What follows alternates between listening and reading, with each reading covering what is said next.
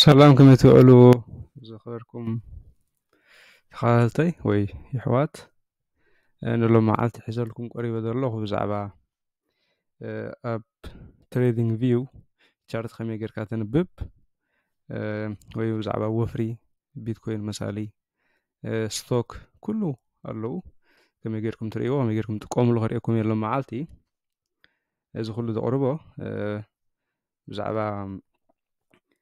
ትምህርቲ ጥራይ እዩ ብዛዕባ ወፍሪ ክትገብሩ ኣባኹም ይትምልከት ፋይናንሻል ኣድቫይስ ኣይኮነን ማለት እዩ ግን ብዙሕ ሰብ ኣብዚ ኢንተርነት ስልቲ ክኽፍል ርኤ ሕጂ ደስ ስለ ዘይበለኒ እቲ ነዝፈልጦ ንዓኹም ከካፍለኩም ስለ ዝመጻኹ ብሓባር ክንሪኦ ተስፋ ይገብር ኣብ ዝመጽእ ዘሎ ቪድዮ ከዓ ቆሪፀ 5 ደቂቃ ካብ ግዜኹም ማእታን ከይበልዓልኩም ግዜ ብቁርብ ከመይ ይጥቀም ኣበይ እውን ወፍሪ ይገብር ብዓቕመይ ከሪአኩም እየ ማለት እዩ ቀሲልና ክንሳለየና ግን ግዜ ዝወስድ ስለ ዝኾነ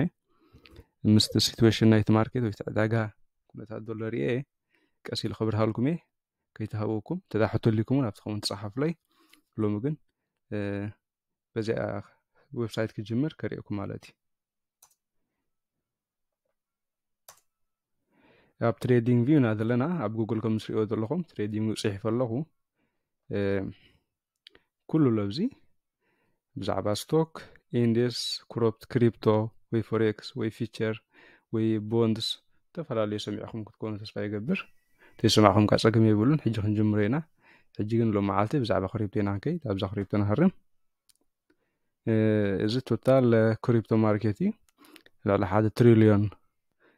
ገንዘብ ኣለዎ ናይ ኩሉ ማለት እዩ ቢትኮይን እዚ ኢተሪየም ግን ሎም መዓልቲ ብቕልል ዝበለ ቢትኮይን ከሪአኩም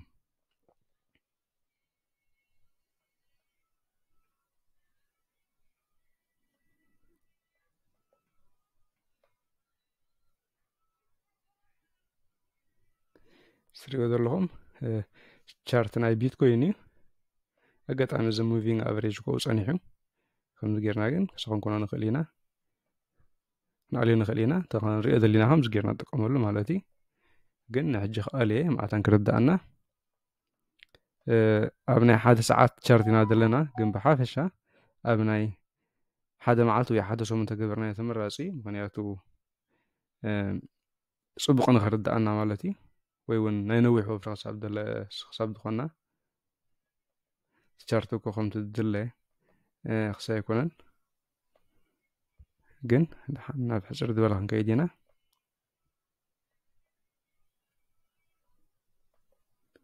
እንታይ እዩ እዚ ቻርት ብሓፈሻ ተኽስሉ ደሊኹም ኣብ ዘለኩም መስኣሉ ብዙሕ ነቶም ትነግዱ ነቶም ደይትነግዱ ከዓ ትሪእዎ ኣይሜን ትሕተልዩኩም ኳ ተሓቱኒ ከመይ ይሰርሕ ኣፕ ኤንድ ዳውን እዩ ዘሎ ማርኬት ወላ ሓንቲ ፍሉይ ነገር የብሉን ከም ዝሪእዎ ዘለኹም ኣፕ ኤንድ ዳውን ከምዚ እውን ክወፅእ ተስፋ ኣለዎ ምክንያቱ እቲ ባህርያት ናይቲ ዕዳጋ ከምኡ ስለ ዝኾነ ካልእ ያ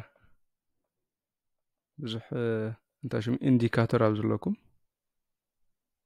እቶም ንጥቀመሎም ማለት እዩ ንኣብነት ሙቪንግ ኣቨሬጅ ሲምፕል ሙቪንግ ኣቨሬጅ ዕዳጋ ንሪኦ ኣለና